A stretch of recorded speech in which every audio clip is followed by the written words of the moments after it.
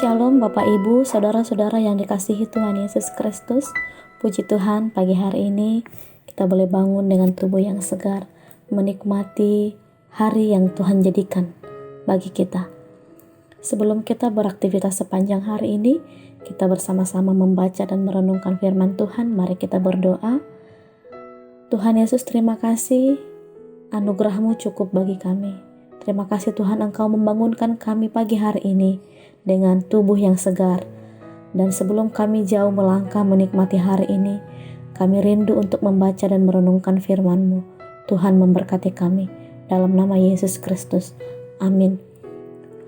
Bapak Ibu Saudara yang dikasihi Tuhan Yesus Kristus, firman Tuhan bagi kita terambil dari Ayub 42 ayat 1-6. Demikian, maka jawab Ayub kepada Tuhan, "Aku tahu bahwa Engkau sanggup melakukan segala sesuatu dan tidak ada rencanamu yang gagal. Firman-Mu, siapakah dia yang menyelubungi keputusan tanpa pengetahuan? Itulah sebabnya tanpa pengertian aku telah bercerita tentang hal-hal yang ajaib bagiku dan yang tidak ku ketahui. Firman-Mu, dengarlah, maka akulah yang akan berfirman.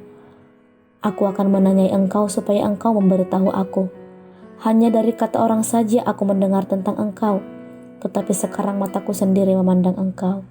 Oleh sebab itu aku mencabut perkataanku, dan dengan menyesal aku duduk dalam debu dan abu."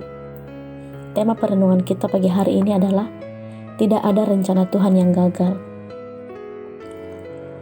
Bapak Ibu Saudaraku yang dikasihi Tuhan Yesus Kristus, ada saatnya kita akan berjalan dalam padang gurun, yaitu penderitaan dan masalah hidup.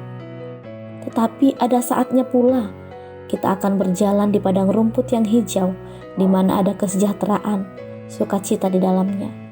Tetapi yang perlu kita ketahui dan kita sadari bahwa dalam keadaan musim apapun yang kita hadapi, percayalah bahwa rencana Tuhan tidak pernah gagal dalam hidup kita. Seperti yang dialami oleh Ayub, di mana seakan-akan penderitaan itu terus-menerus menghimpit hidupnya.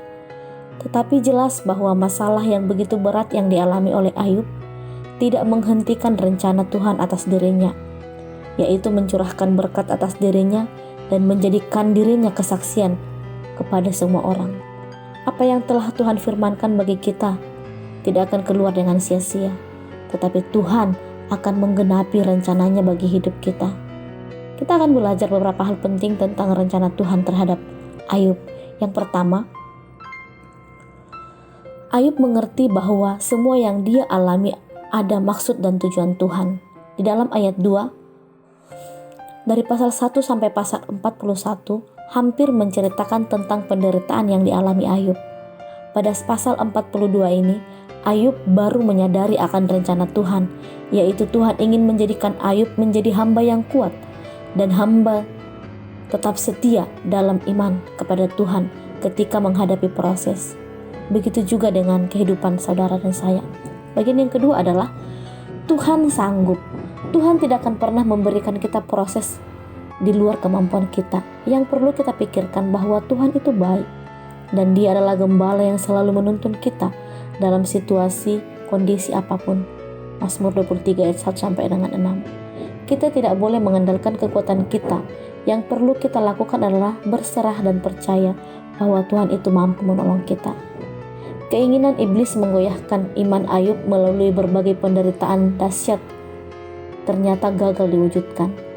Iman Ayub terbukti tidak berakar pada kebahagiaan keluarga, kelimpahan harta, kesehatan fisik, atau kehormatan sosial. Imannya berakar secara kokoh pada kebenaran dan kesetiaan Allah. Di tengah proses yang Ayub alami, Ayub tidak keluar dari jalan Tuhan dan tetap melekat kepadanya. Sama seperti Ayub, marilah kita membangun iman kita hanya di atas kesetiaan dan kebenaran Allah kita. Tuhan pasti sanggup memulihkan keadaan kita. Tuhan tidak pernah gagal menggenapi rencananya, dan Tuhan pasti pulihkan keadaan kita seperti Tuhan memulihkan Ayub. Amin. Demikian firman Tuhan, mari kita berdoa. Tuhan, kami tahu Engkau Allah yang sanggup melakukan segala sesuatu dan tidak ada rencanamu yang gagal. Terima kasih Tuhan untuk firman-Mu ini yang menguatkan kami lagi untuk tetap berserah, berharap kepada kasih setiamu. Terima kasih Tuhan, berkati kami sepanjang hari ini. Di dalam nama Tuhan Yesus Kristus kami berdoa. Amin.